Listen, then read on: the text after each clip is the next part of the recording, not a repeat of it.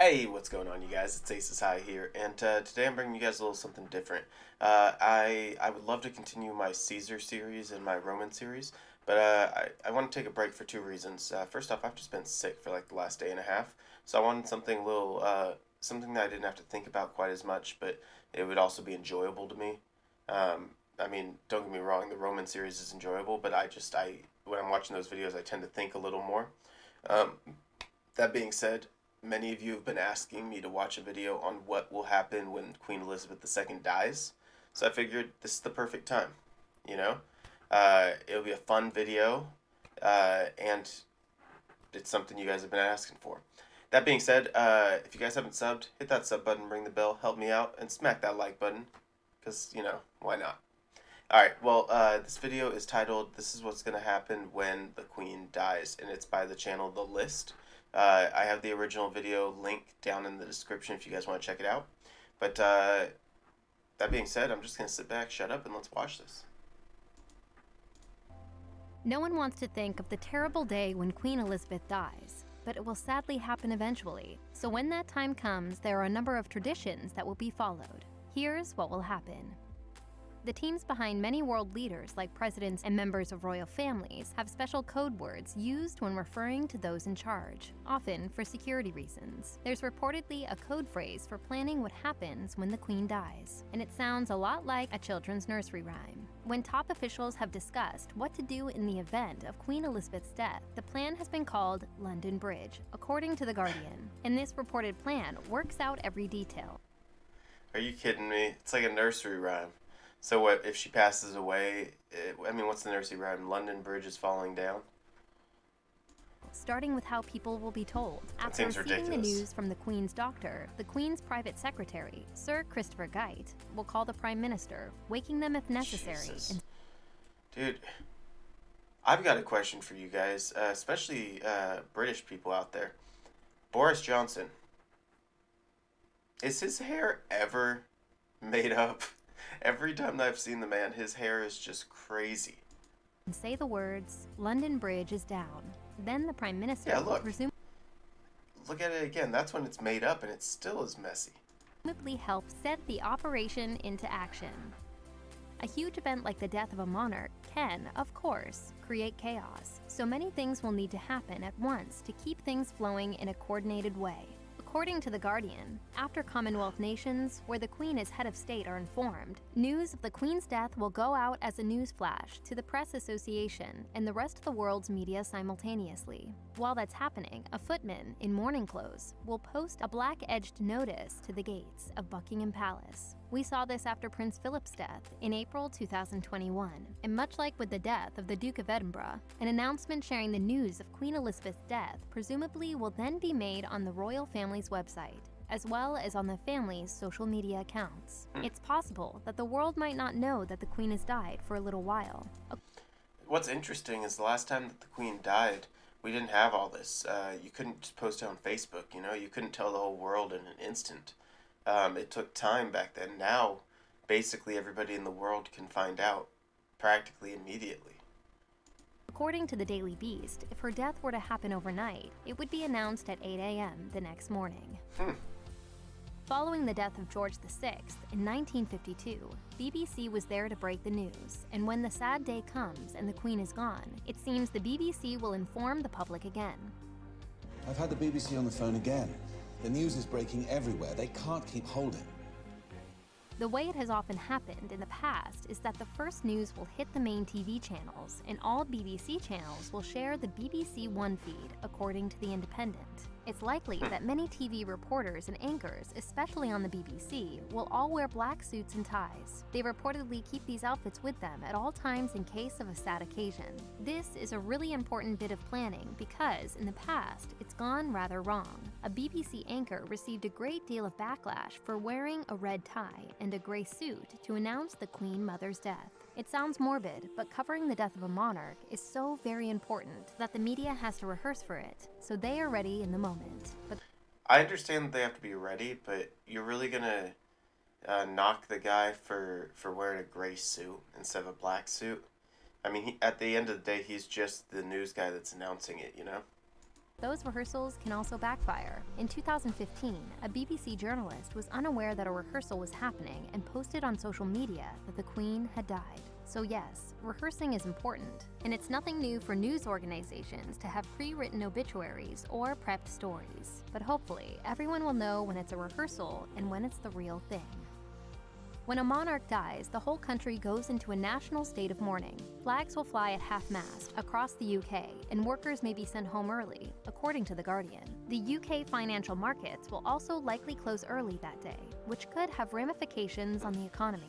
Traditionally, with the death of previous kings and queens, the day the Queen dies will be followed by an official 12-day mourning period, according to The Mirror. During this time, a lot will happen, including the transport of Queen Elizabeth's body. Her Majesty's coffin will lie in state in Westminster Hall for 4 days. I understand that the Queen is very, very different than our American presidents. That being said, though, if like a president passed away or was shot or something like that, I don't think that there would be a full 12-day mourning period. That's just incredible. That shows how much the British people love their Queen. With people allowed to visit to say their goodbyes 23 hours a day. However, this did not happen when Prince Philip died because of UK precautions during COVID-19. So plans may vary depending on public health considerations. Those plans are being scaled right back. The public is being asked not to attend the funeral. While it's hard to say exactly how Queen Elizabeth's funeral will play out, as COVID restrictions could potentially still be in place, there could be hundreds of thousands in attendance. For example, more than 200,000 people paid their respects to the Queen Mother upon her death in 2002. While watching the funeral of Prince Philip, it wasn't hard to imagine that the Queen's funeral may be similar. However, the reality is that Her Majesty's final service may be quite different. As the sitting monarch, Queen Elizabeth will have a state funeral, while Philip's was a ceremonial funeral. While ceremonial funerals and state funerals sometimes look somewhat similar, state funerals are bigger, whereas ceremonial funerals are often more intimate. However, the U.S. Sun explains, a ceremonial funeral is similar to a state funeral in that the deceased will be lying in state. There will be a procession with a gun carriage, and the military will be involved. Still, ceremonial funerals are very important. In fact, that's what Princess Diana's was. However, state funerals are much more rare, notes the U.S. Sun, because they're usually just for reigning monarchs. I mean, other than what they just mentioned, what are the other differences, you know? According to The Mirror, the Archbishop of Canterbury will lead the service for the Queen's funeral.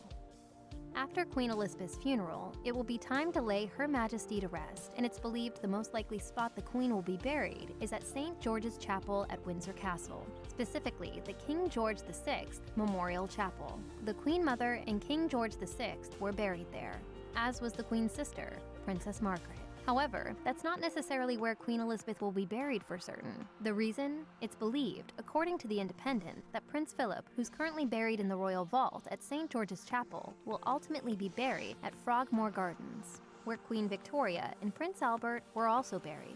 If that were to happen, it's fair to assume that the Queen would want to be laid to rest with Philip. But at this point, it's all speculation. Likely only the Queen, her family, and her staff know her plans. When the Queen dies, Prince Charles will automatically become king, but a coronation will be planned for some time later on. If Prince Charles chooses to keep his own name, he will be known as King Charles III. I've actually seen a number of your guys' comments about Prince Charles, and they're not very positive. I don't think I've had anybody comment positively about Prince Charles. Some people said many people in the UK just don't like him. They don't trust him. Why the hate? I don't know the history here, but is he really that bad of a guy? I mean, what's this mean when Queen Elizabeth dies, you know?